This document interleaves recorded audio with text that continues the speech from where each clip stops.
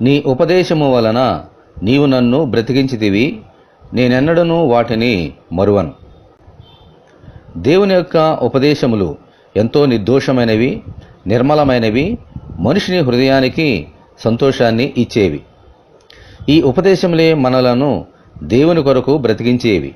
ఎందుకంటే మన ప్రభువు అయిన యేసుక్రీస్తు మనుషుడు రొట్టె వలన మాత్రము కాదు గాని దేవుని నోట నుండి వచ్చు ప్రతి మాట వలన జీవించును అని చెప్పారు.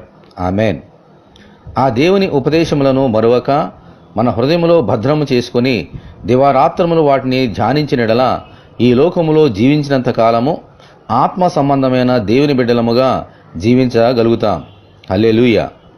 ఈ ఉపదేశములు మన జీవితానికి, మన మార్గమునకు ఒక గొప్ప వెలుగునిచ్చి దేవుని యొద్దకు నడిపిస్తాయి.